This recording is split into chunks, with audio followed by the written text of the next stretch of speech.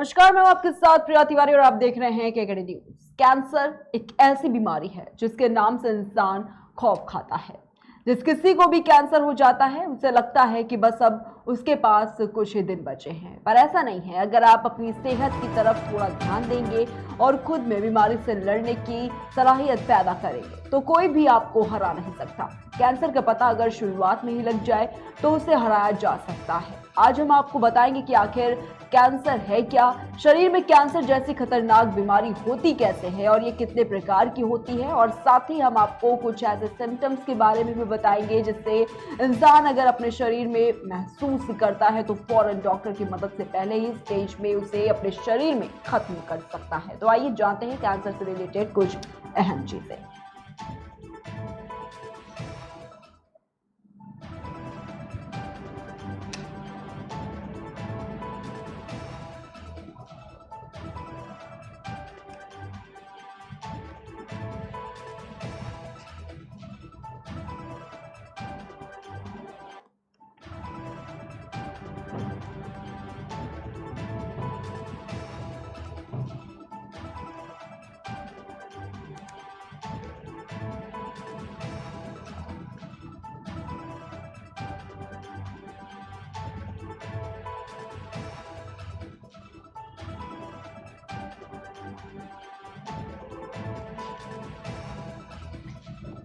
तो आज इसी पर चर्चा करने के लिए हमारे साथ health expert doctor Rajesh Prajapati हमारे साथ जुड़े हुए हैं।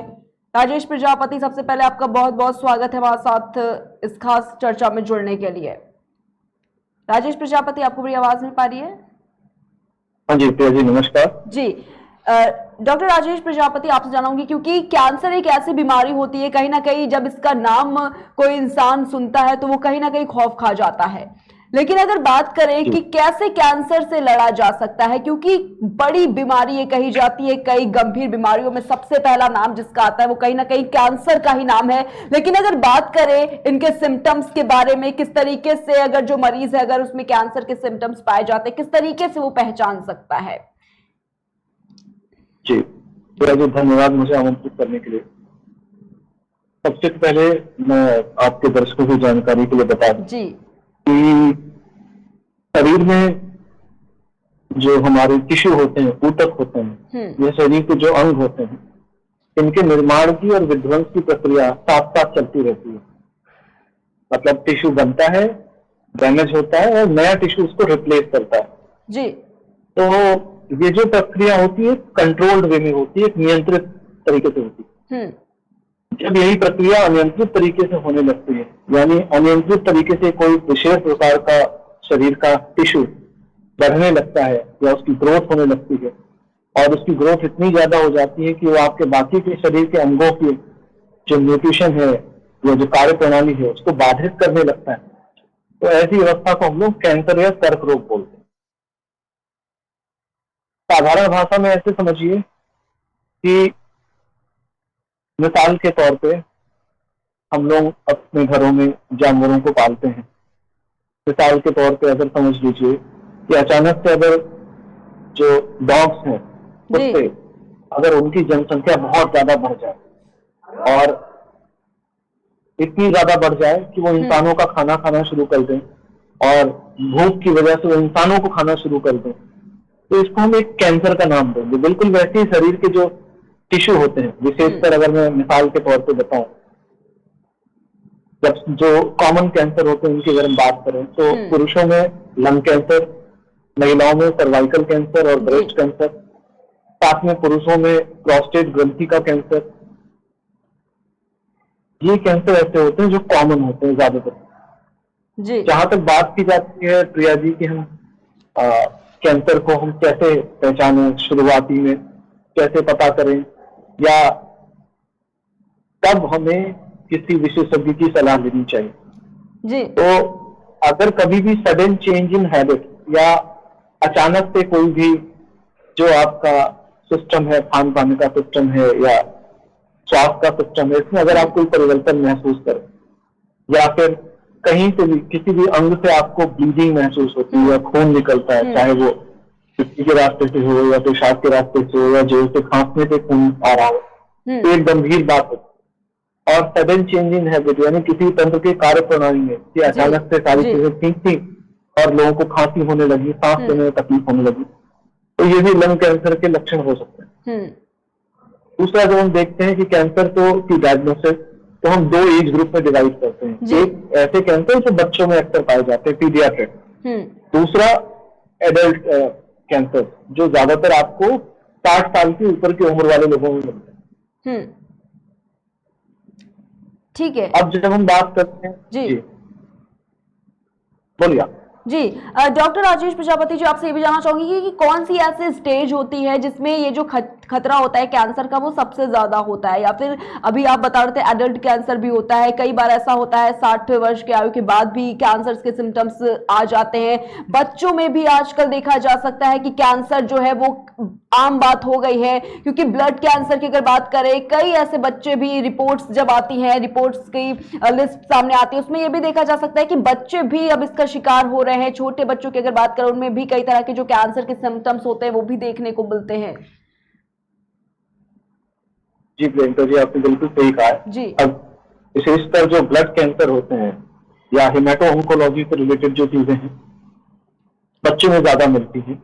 इनफैक्ट अगर हम बात करें तो ल्यूकीमिया और लिम्फोमा जो होते हैं ये ज्यादातर बच्चों में पाए जाते हैं। और विशेषकर ये कॉकेशियन यानी कि जो वाइट पीपल होते हैं इनमें ज्यादा होता है। हम लोगों के जो जीन्स है, एशियन जीन्स है, उनमें इसका इंसिडेंस रिलेटिवली मतलब as compare to western population हमारे में कम मिलता है।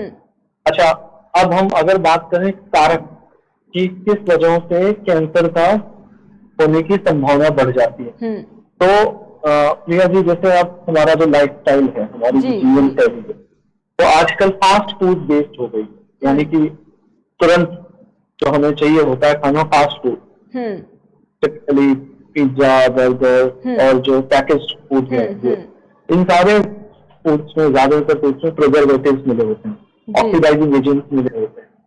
ठीक है। दूसरा, जो हम लोग बहुत ज्यादा पेस्टिसाइड का इस्तेमाल कर रहे हैं, कीटनाशकों का इस्तेमाल, उर्वरकों का इस्तेमाल जो अनियंत्रित तरीके से भोजन को उगाने में किया जा रहा है, ये भी एक बहुत बड़ा रीजन होता है टॉक्सिक केमिकल्स का बॉडी में पहुंचने का। क्योंकि फूड चेन मतलब जो खाद या जो उर्वरक देके फसल को पैदा किया जा रहा है, जिस प्रकार के कीटनाशक का इस्तेमाल किया जा रहा है फसल को रोकने के लिए ताकि कीड़े ना खा पाए, कहीं ना कहीं वो उस भोजन के माध्यम से हमारे शरीर तक पहुंचते हैं। साथ में आपने देखा होगा कि आजकल लोग गाय का दूध निकालने के लिए या जो दुधारू पशु हैं वो दूध ज्यादा मात्रा में होते हैं तो इंजेक्शन का भी इस्तेमाल करते हैं।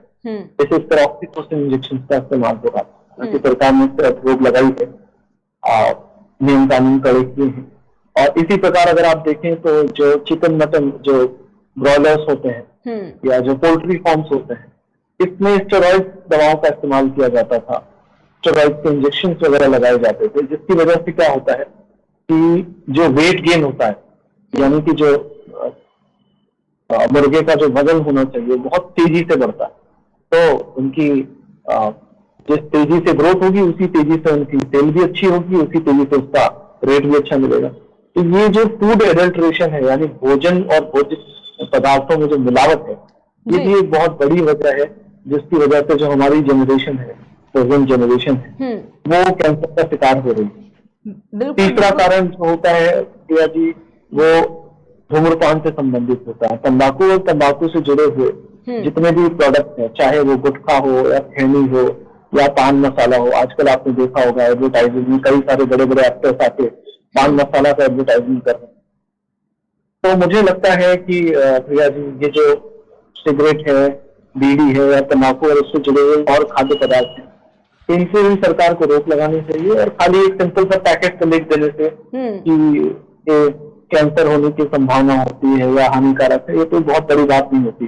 जो लोग इसका एडवर्टाइजमेंट करते हैं, जो लोग इसको प्रमोट करते हैं, उनकी भी लीगल रिस्पॉन्सिबिलिटी तय होनी चाहिए। अगर हम गंभीरता पूर्वक जो कारक हैं जो कैंसर को जिनसे कम किया जा सकता है इनके विचार करें। तीसरा जो है जो हमारी माताओं और बहनों में कॉमन कैंसर है, सर्वाइकल कैंसर या बच्चेदानी के मुंह का कैंसर जिसे हम बोलते हैं, ये जो सीए सर्विक्स होता है, ये ज्यादातर अगर HPV वायरस होता है, ह्यूमन पैपिलोमा वायरस, अगर इसका एक्सपोजर एडल्टहुड में हुआ है, मल्टीपल पार्टनर्स में है, तो भी इसमें कॉमन रहता है। दूसरा, ब्रेस्ट कैंसर। ब्रेस्ट कैंसर भी एक ऐसा कैंसर है प्रिया जी, जिसको अगर हम सही समय पे, हम जिसे बोलते हैं ब्रेस्ट सेल्फ एग्जामिनेशन, कि स्वयं स्वतः ही अपने स्तनों की जांच करें, और अगर उसमें कोई गांठ या कोई सूजन नजर आ रही है तो तुरंत उसको किसी विशेषज्ञ को दिखा के उसकी हिस्टोपैथोलॉजी, मतलब सुई से, एक पतली सुई से उसके टिश्यू का, मांस का टुकड़े का एक हिस्सा लेके उसकी जांच कराएं कि कहीं इसमें कोई कैंसर तो नहीं पनप रहा है। तो ये सारी चीजें हैं जो बाय एंड लार्ज, मतलब साधारण तौर पे, वैसे तो अगर हम डिटेल में बात करें तो कोई एक कैंसर के लिए 1 घंटा कम पड़ जाएगा, लेकिन बाय एंड लार्ज जो मोटा मोटा हो सकता है, मैंने आपको संक्षेप में बताने का प्रयास किया जी। ठीक है, डॉक्टर राजेश प्रजापति, आपसे ये भी जानना चाहूंगी, क्योंकि अभी जिस तरीके से आप इस बात का भी जिक्र कर रहे थे कि जंक फूड, जितने भी टॉक्सिक फूड होते हैं जो बाजार में अवेलेबल होते हैं, पैकेजिंग फूड्स की अगर बात कर ले, तो ये क्रेज जो होता है वो ज्यादातर बच्चों में देखा जा सकता है कि बहुत ज्यादा जो जंक फूड है वो काफी ज्यादा मात्रा में आजकल जो बच्चे हैं वो भी खाना पसंद करते हैं। और ऐसे में ये भी बड़ा सवाल उठता है कि आखिर किस तरीके से अपनी मेंटेनेंस पर भी साथ ही साथ ध्यान रखे, क्योंकि ज्यादातर इसको रोका नहीं जा सकता है, क्योंकि एक बड़ी मात्रा में, क्योंकि अब देखा जा सकता है कई तरह के ऐसे फूड्स भी मार्केट में अवेलेबल होते हैं जो कई तरीके के गंभीर बीमारियां भी जिनसे हो सकती है। और अभी आपने जिस तरीके से बताया कि एक मुख्य कारण ये भी है कि जो टॉक्सिक फूड होते हैं, जो पैकेजिंग में आते हैं, जंक फूड होते हैं, पिज्जा होता है, कई तरह के ऐसे फूड्स होते हैं, उनसे जितना ज्यादा खतरा बनता है कैंसर जैसी बड़ी बीमारी का, लेकिन उसके साथ ही साथ हम किस तरीके से जो बच्चे हैं उन पर ध्यान रख सकते हैं कि अच्छा फूड भी उनको खिला सके, जिससे जो कैंसर जैसी बड़ी बीमारियां हैं उनसे बचा जा सके। जी प्रिया जी, आपने बहुत अच्छा प्रश्न किया जी। देखिए, जिस प्रकार का फूड आपके सिस्टम में जाएगा, यानी कि जो आप भोज्य पदार्थ देंगे अपने शरीर को, शरीर उसका इस्तेमाल करेगा और उसी से अपनी एनर्जी को जनरेट करेगा, उसी से अपने नए टिश्यूज को बनाएगा।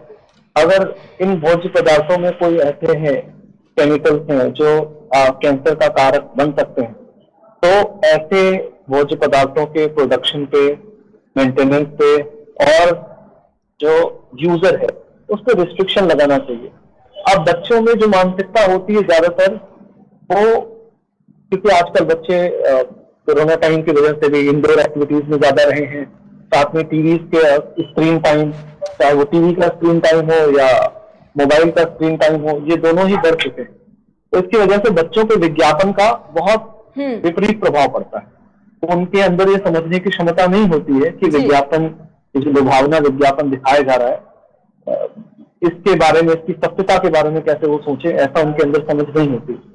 तो ये जो आजकल आपने देखा होगा, कुछ समय पहले न्यूज मीडिया में था, पढ़ा भी होगा कि जो 2 मिनट मैगी नूडल्स थे और भी नूडल्स थे, उनके उनमें कई सारे केमिकल्स मिले थे। लेड की मात्रा, लेड एक तत्व होता है जिसकी मात्रा अगर ज्यादा हो जाए तो वो आपके तंत्रिका तंत्र को, नर्वस सिस्टम को डैमेज कर सकता है, और जो मस्तिष्क है उसको परमानेंटली डैमेज कर सकता है। क्योंकि लेड एक बार हैवी मेटल है, वो जाके एक बार डिपॉजिट हो जाता है तो उसका बॉडी से निकलना बहुत मुश्किल है। तो ये सारी चीजें हैं जिसमें मुख्य रूप से जो पारिवारिक माहौल है, या जिसे हम बोलेंगे माता पिता की जो केयर है, उसका बहुत बड़ा रोल होता है। आपको बच्चों को समझाना होगा कि जरूरत से ज्यादा पैकेज फूड खाने की आवश्यकता नहीं है, या पैकेट वाले फूड्स को, या जैसे चिप्स वगैरह हो गए, तो अवॉइड करना चाहिए। नेचुरली जो फ्रेश फ्रूट्स मिल रहे हैं, मौसमी फल जो भी मिल रहे हैं, और ग्रीन लीफी वेजिटेबल्स जो भी मिल रहे हैं, उनका सेवन ज्यादा करना चाहिए, ना कि फास्ट फूड की तरफ, या क्योंकि समय कम है तो जल्दी में जो मिल गया वो दे देना, ये सही नहीं।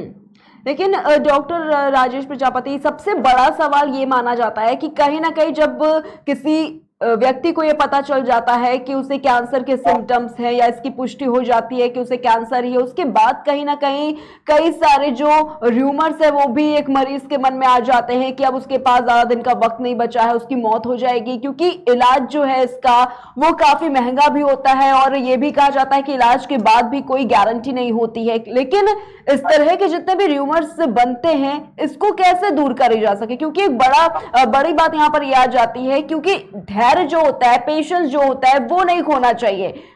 एक सहन शक्ति जो होती है वो काफी ज्यादा बड़ी मानी जाती है, एक पेशेंस काफी ज्यादा बड़ा माना जाता है। लेकिन ऐसे में यही सवाल है, क्या इस तरीके की ये सिर्फ अफवाह है, लेकिन क्या ये चीजें सही भी होती है, इसको लेकर थोड़ा सा बता दीजिए, क्योंकि ये जो र्यूमर्स हैं वो ज्यादा जो मरीज होते हैं, जो दर्शक होते हैं, उनमें काफी ज्यादा ये चीज होती है। जी प्रिया जी, बहुत ही अच्छा और वाजिब सवाल पूछा आपने। जी, समस्या क्या है प्रिया जी, हमारे देश में जो हेल्थ केयर सिस्टम है वो रेगुलराइज नहीं है। रेगुलराइज का मतलब अगर मैं कहूँ तो आपने देखा होगा अक्सर टीवी पे, अखबारों में या कई एडवर्टाइजमेंट प्रोग्राम होते हैं जिसमें दिखाया जाता है कि भाई हम सल्फिया कैंसर का इलाज करते हैं, फला होम्योपैथी है, फला आयुर्वेदिक है। तो ये सारी चीजें, ये जो भ्रामक प्रचार है और अनरेगुलेटेड ट्रीटमेंट है, ये ज्यादातर भारत और थर्ड वर्ल्ड कंट्रीज की समस्या है। अगर आप विकसित देशों की बात करें तो वहां पे कैंसर के लिए एक डेडिकेटेड चैनलाइज ट्रीटमेंट होता है कि कैंसर का पेशेंट कोई भी जनरल डॉक्टर नहीं देखेगा, पहली बात। दूसरा, कैंसर ट्रीटमेंट में जो मेन रोल होता है वो ऑन्को मेडिसिन का होता है, या जिसे हम बोले मेडिकल ऑन्कोलॉजी का। तो जो मेडिकल ऑन्कोलॉजी का डॉक्टर होता है उसका काम ये होता है कि वो कैंसर के पेशेंट की स्टेजिंग करें और स्टेजिंग के आधार पे वो डिसाइड करें कि इसमें कीमोथेरेपी से ज्यादा फायदा होने वाला है या सर्जरी से फायदा होने वाला है या दोनों के कॉम्बिनेशन से फायदा होने वाला है। कैंसर ट्रीटमेंट में सबसे ज्यादा जरूरी यही होता है कि सही स्टेजिंग और स्टेजिंग के अनुसार उसका इलाज। लेकिन यदि आपने सही स्टेजिंग नहीं करी और प्रीमेच्योर ट्रीटमेंट शुरू किया, यानी कि कई सारे कैंसर ऐसे होते हैं जिसमें रेडियोथेरेपी की पहले जरूरत होती है सर्जरी के बाद में। अब अगर उसमें उल्टा कर दिया गया कि नहीं पहले सर्जरी करी बाद में रेडियोथेरेपी दी या रेडिएशन थेरेपी दी, तो उससे कोई फायदा नहीं होने वाला। तो ये जो सिस्टम है जिसे हम बोलते हैं एक प्रोटोकॉल, ट्रीटमेंट प्रोटोकॉल, ये बहुत जरूरी होता है जो सही तरीके से। अक्सर देखने में आता है कि जो जनरल सर्जन होते हैं उनको अगर कहीं का कैंसर दिखा तो बिना स्टेजिंग किए, बिना मेडिकल ऑन्कोलॉजिस्ट की सलाह दिए वो उसको ऑपरेट कर देते हैं। फिर उसके बाद पता चलता है कि जो मार्जिन से उन्होंने निकाला है वो मार्जिन भी कैंसर से अफेक्टेड था। तो जो कंप्लीट पर्पस होता है सर्जरी का वो बेकार हो जाता है जी। और असमय और गलत तरीके से की गई सर्जरी कैंसर को और तेजी से पनपने का मौका देती है। तो ये सारी चीजें हैं, क्योंकि हम अभी विकसित देश हैं और हमारा हेल्थ केयर सिस्टम अभी डेवलपिंग है, बहुत अच्छे से डेवलप नहीं हो पाया है। तो धीरे धीरे मुझे लगता है, मैं आशान्वित हूँ इस मामले में कि जैसे जैसे समय बीतेगा मेडिकल स्पेशलिस्ट और बढ़ेंगे तो ये जो प्रोटोकॉल है कैंसर का ये सही तरीके से फॉलो होगा। लेकिन जो सरकार की तरफ से कार्य किए जाने चाहिए उनमें प्रिया जी एक बहुत ज्यादा जरूरी काम है कि कोई भी व्यक्ति अगर भ्रामक विज्ञापन दे के या भ्रामक तरीके से एडवर्टाइजमेंट चला के, भले ही किसी न्यूज़पेपर पे चला रहा है, न्यूज चैनल पे चला रहा है या कहीं पे वॉल पेंटिंग है, तो ऐसे भ्रामक चीजों को रोका जाना चाहिए।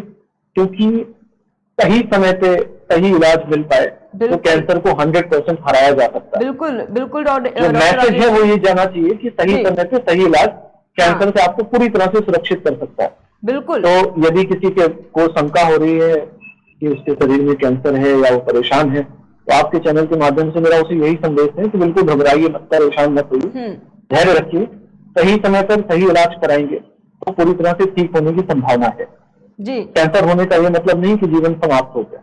कई सारे ब्रेस्ट कैंसर के पेशेंट 20 साल 25 साल जीते हैं। कई सारे कैंसर ऐसे थे, विशेषकर अगर हम बात करें प्रोस्टेट कैंसर की, जिनमें पहले सर्वाइवल बहुत कम था, सर्जरी के बाद भी कम था, उनमें बहुत अच्छी दवाएं आ गई हैं, पेशेंट दवाओं पे बहुत अच्छा चलता है। कई सारे कैंसर आज भी ऐसे हैं जो बहुत ही खतरनाक होते हैं, स्पेशली अगर हम पेरियम पुलरी कार्सिनोमा की बात करें या पैंक्रियाटिक कैंसर की बात करें, जिनकी प्रोग्नोसिस बहुत ही खराब होती है, जिनमें ज्यादा समय नहीं मिलता है। और कुछ कैंसर अब भी ऐसे हैं जिनका किस्म बहुत अच्छा है। तो निराश होने की, हताश होने की जरूरत नहीं है। सही डॉक्टर से सही तरीके से इलाज कराएं तो पूरी तरह से व्यक्ति ठीक हो सकता है। बिल्कुल डॉक्टर राजेश जी, क्योंकि कहीं ना कहीं एक अवेयरनेस जो होती है वो बहुत ज्यादा जरूरी होती है, चाहे वो छोटी बीमारी हो या फिर बड़ी बीमारी हो, अवेयरनेस काफी ज्यादा अहम मानी जाती है। लेकिन इसी के साथ ये भी जानना चाहूंगी, ये जो कीमोथेरेपी होती है ये काफी ज्यादा अहम होती है। कहीं ना कहीं एक स्टेज के बाद डॉक्टर्स जो होते हैं वो इसके सजेस्ट भी करते हैं, लेकिन कहीं ना कहीं जब मरीज होते हैं वो इस स्टेज पे पहुंचते हैं जब कीमोथेरेपी कराने की बात आती है, कतराते भी हैं, क्योंकि ऐसा कहा जाता है कि इसके साइड रिएक्शंस भी काफी ज्यादा होते हैं, इसे नहीं करना चाहिए। इसको लेकर क्या कुछ जानकारी है डॉक्टर राजेश जी? देखिए जी, जो भी कैंसर कीमोथेरेपी की दवाएं हैं, मैंने कहा ना कैंसर क्या है, अनियंत्रित अप्राकृतिक विकास, ये कैंसर होता है जी। टिश्यू का विकास यानी ऊतकों का विकास। तो जो भी कैंसर की दवाएं होती हैं, एंटी कैंसर मेडिकेशन, ये तेजी से बढ़ने वाली कोशिकाओं को रोकते हैं, इनको नष्ट करते हैं। शरीर में कैंसर सेल्स के अलावा भी बहुत सारी कोशिकाएं होती हैं जो बहुत तेजी से बढ़ रही होती हैं, जैसे कि आपकी त्वचा की कोशिकाएं, आपकी हेयर फॉलिकल्स यानी बालों की कोशिकाएं। एक समय पे बाल बनते हैं, झड़ते हैं, नए उगते हैं। इसी प्रकार से आपके ब्लड सेल्स जो ज्यादातर 2 से 3 महीने में ज्यादा ब्लड सेल नष्ट हो जाती है और नई बनती रहती है। कुल मिलाकर जो जरूरी चीजें हैं जो शरीर तेजी से जिनका निर्माण करता है, जब कैंसर की कीमोथेरेपी दी जाती है तो इनको भी इफेक्ट, इसी वजह से लोगों का बाल झड़ जाता है, स्किन प्रॉब्लम्स आती हैं और हीमोग्लोबिन भी कम हो जाता है। ये कई सारी चीजें हैं जो कैंसर कीमोथेरेपी की वजह से होती है। लेकिन ये जितनी भी कैंसर कीमोथेरेपी मेडिसिन हैं, ये सारे के सारे रिसर्च बेस्ड प्रोटोकॉल्स होते हैं। ऐसा नहीं है कि किसी ने अपने मन से सोच के कोई प्रोटोकॉल बनाया। ये सारे के सारे रिसर्च और मरीजों में टेस्टिंग के बाद ही प्रोटोकॉल्स बनाए जाते हैं। कीमोथेरेपी कराना है कि नहीं कराना है, ये व्यक्तिगत डिसीजन से ज्यादा मेडिकल ऑन्कोलॉजिस्ट का डिसीजन होता है जी, कि किस प्रकार के कैंसर में कीमोथेरेपी देनी चाहिए। साथ में एक चीज तो मैं और बताऊंगा आपको प्रिया जी, अब कीमोथेरेपी के साथ साथ में टारगेटेड इम्यूनोथेरेपी भी आ रही है। अभी पिछले हफ्ते एक इंटरनेशनल न्यूज जर्नल में मैंने देखा था जी, एक विशेष प्रकार की targeted immunotherapy antibody based I, जिसमें जो कोलन कैंसर होता है यानी पेट के नीचे कैंसर, गुदा द्वार के आसपास का कैंसर, उसको पूरी तरह से ठीक कर दिया। तो ये कई तरह की नई नई दवाएं भी आ रही है कीमोथेरेपी वगैरह, जो बहुत अच्छी हैं। जो तो मुझे लगता है कि किसी गैर टेक्निकल या जिसे हम बोलते हैं नासमझ व्यक्ति की सलाह से ज्यादा जरूरी होता है कि आप अपने डॉक्टर से धैर्यपूर्वक बात करें और उनकी बात सुनें, समझने का प्रयास करें, उसके बाद डिसाइड करें कि कीमोथेरेपी करानी है कि नहीं करानी। बिल्कुल डॉक्टर राजेश जी, जिस तरीके से आप बता रहे हैं, क्योंकि साइंस कहीं ना कहीं काफी ज्यादा बढ़ती हुई नजर आ रही है, टेक्निक्स भी इतनी ज्यादा हो गई है कि अब कई ऐसी बड़ी बीमारी है जिन पर लगातार जो शोध है वो भी चल रहे होते हैं, और कैंसर पर भी लगातार देखा गया कि कितनी सारी रिसर्च जो है वो हमारे डॉक्टर साइंटिस्ट जो है वो भी करते नजर आए, क्योंकि अब कहीं ना कहीं ये जो बड़ी बीमारियां है उनसे बचा जा सकता है। लेकिन ये जो अवेयरनेस की बात अभी हम कर रहे थे कि अवेयरनेस जो है वो काफी अहम है, क्योंकि जब जहां पर अवेयरनेस की कमी हो जाती है वहां पर देखा जा सकता है कि लोग जो होते हैं, जो मरीज होते हैं कैंसर के, जो कैंसर पेशेंट है, वो कहीं ना कहीं हार मान जाते हैं, और ये भी एक बड़ा कारण निकल कर आता है। कितना भी इलाज वो करवा ले, बड़े से बड़े हॉस्पिटल्स में जाकर वो कैंसर का ट्रीटमेंट ले ले, थेरेपीज करवा ले, लेकिन उसके बावजूद भी जब वो हार जाते हैं खुद से, तब कहीं ना कहीं उनकी मौत के कारण भी ये भी एक स्पष्ट रूप से नजर आते हैं। जी जी जी, जी आपने सही कहा। समस्या सिस्टम में है जी, अगर सही प्रकार से रिकल हो कि किसी डॉक्टर के पास अगर कोई पेशेंट जाता है जिसमें डॉक्टर को लगता है कि हाँ इसमें इस प्रकार से कैंसर होने की संभावना है, तो बिना समय गंवाए उसको आसपास के जो भी, क्योंकि अब तो ज्यादातर जिलों में मेडिकल कॉलेजेस हैं, आसपास के जिलों में किसी भी स्पेशलिस्ट के पास भेज के उसकी बायोप्सी कराई जाए, उसकी जांच कराई जाए कि कहीं हाँ कैंसर तो नहीं बनता, और यदि ऐसा होता है तो तुरंत उसका जो टर्शरी केयर सेंटर्स हैं या जो बड़े हॉस्पिटल्स हैं जिसमें कीमोथेरेपी, रेडिएशन थेरेपी और सर्जिकल ऑन्कोलॉजी ब्रांचेस अवेलेबल, वहां पे भेज के उसका इलाज कराया जाना चाहिए। जी जी, ठीक है राजेश प्रजापति, बहुत बहुत शुक्रिया आपका हमारे साथ जुड़ने के लिए। तो देख सकते हैं किस तरीके से कैंसर एक ऐसी बीमारी है जिसके नाम से इंसान जो है वो खौफ खा जाता है। लेकिन जब बात करते हैं अवेयरनेस की, जिस तरीके से डॉक्टर राजेश प्रजापति हमारे साथ जुड़े हुए थे, जहां पर उन्होंने बताया कि किस तरीके से जो मरीज होते हैं कैंसर से, वो अगर अपने आप को मजबूत रखे तो कहीं ना कहीं इस तरीके से ये जो बड़ी बीमारी है उनसे भी बचा जा सकता है, क्योंकि कहीं ना कहीं अब जो साइंस है वो काफी ज्यादा आगे आ चुकी है। और इसी के चलते देखा जा सकता है कि अब कैंसर का जो इलाज है वो बहुत ज्यादा जो है वो संभव निकल कर आता है। लेकिन इसके साथ ही साथ डॉक्टर राजेश प्रजापति ने हमें यह भी बताया कि किस तरीके से अपना खान पान हम मजबूत कर सके, क्योंकि जंक फूड जिस तरीके से बच्चे आजकल ज्यादा पसंद करते हैं उसमें भी कहीं ना कहीं एक बड़ा कारण निकल कर आता है कि बच्चों में भी ज्यादातर देखा जा सकता है कहीं ना कहीं जो कैंसर के जो सिम्टम्स है वो भी अब बच्चों में जो है वो पाए जाने लगे। फिलहाल के लिए बस इतना ही, हम फिर हाजिर होंगे एक नए मुद्दे के साथ, तब तक ले देखते रहिए KKT न्यूज।